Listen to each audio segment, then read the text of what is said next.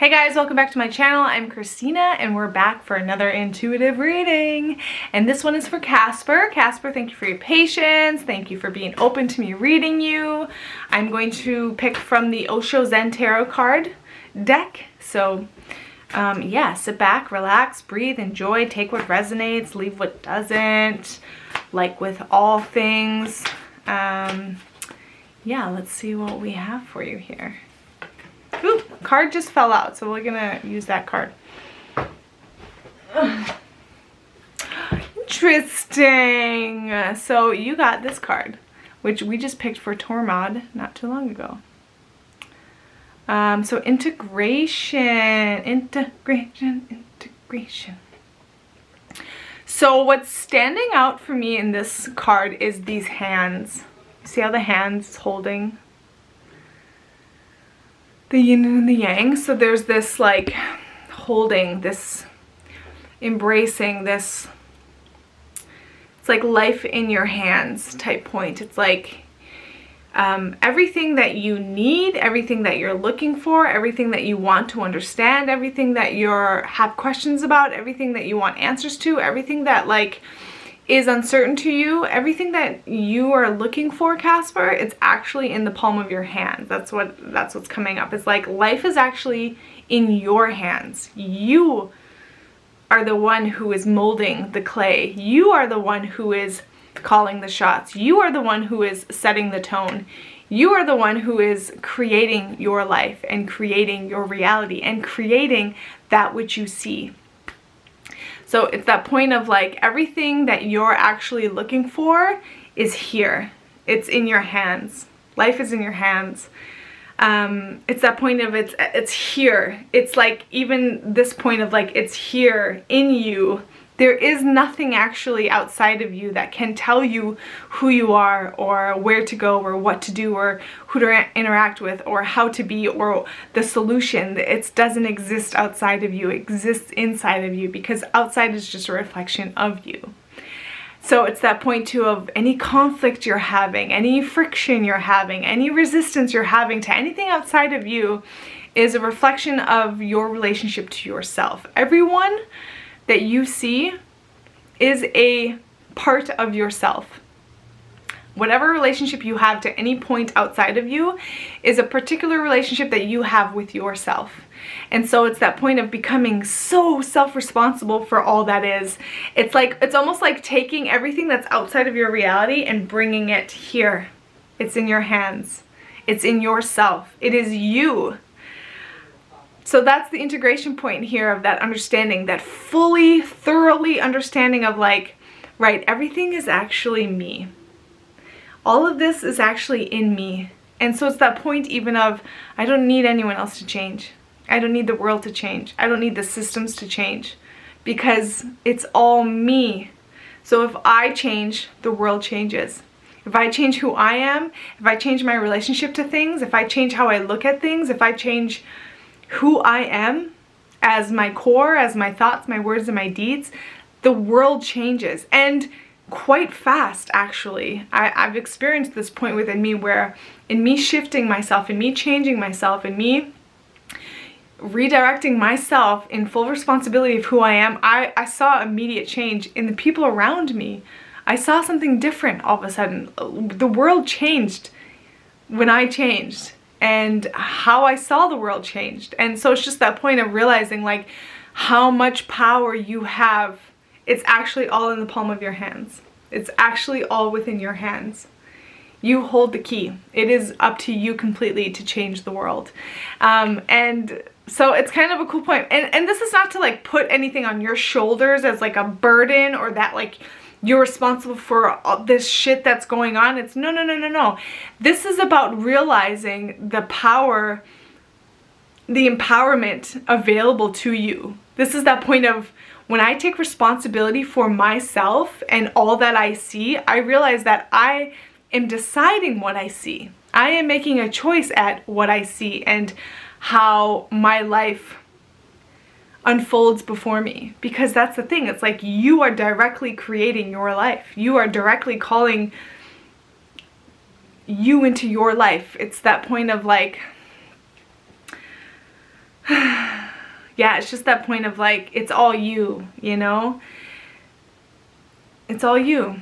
Yeah, it's just all you. So it's like this point of, if there's any friction, if there's any conflict, if there's any resistance, just realize that it's not this point outside of you that is triggering you or causing you to feel something, or like they're doing something, or they're not doing enough, or he's not doing enough, or she's not doing enough, or we're not doing enough together. It's not about that. It is so personal. It's such a personal point, Kaspar. This is about you and your relationship to yourself, because what the world is just a reflection of the totality of you. The totality of you. I had to say that again because I said it funny the first time. The totality of you. The world is the totality of you. And so it's that point of realizing what needs to be integrated and understood and completed, and like, you know, that point of like, what needs the wholeness is my relationship with myself. Who am I in relation to myself? I can see it reflected in how I experience myself to things outside of me, but ultimately that is just a reflection of how I feel about myself. How do I feel about myself? Do I love myself, or do I fight with myself? Do I care about myself? Do I respect myself? Do I listen to myself? Do I hear myself? Do I know what I truly want in this life? Do I truly know what I want in this life? It's important, that point of know thyself. It's very important. So this is just a point of like, bring it home, Kaspar. Just bring it all back here, realizing it's all in the palm of your hands. You hold all the keys. You hold all the power and control to changing your life, and so the life of those around you, because we influence each other, and who we are matters. And so yeah, I just encourage you to really just dive deep into that relationship with yourself, ensuring that you're loving yourself and respecting yourself and taking care of yourself, and being grateful for yourself and what you've walked, and like celebrating yourself and recognizing yourself as that purity, that innocence that came into this world, that deserves love and respect and fun and joy. And you know, it's like reconnecting with that childlike innocence and expression of ourselves that is here to play and to have fun and to engage with other people and to be creative and to create, you know. So it's like there's an aspect too of like remembering that life isn't so serious. Life is meant to be joyful. Life is meant to be fun. Life is meant to be experienced fully in every single moment. And so just to really recognize and give yourself permission to do that and to live that and to express that. Cool. So I have read this one before. I guess I'll read it again for you. Okay, so the book definition for this is: the image of integration is the unio mystica, the fusion of opposites. This is a time of communication between the previously experienced dualities of life. Rather than night opposing day, dark suppressing light, they work together to create a unified whole, turning endlessly one into the other, each containing in its deepest core the seed of the opposite. The eagle and the swan are both beings of flight and majesty.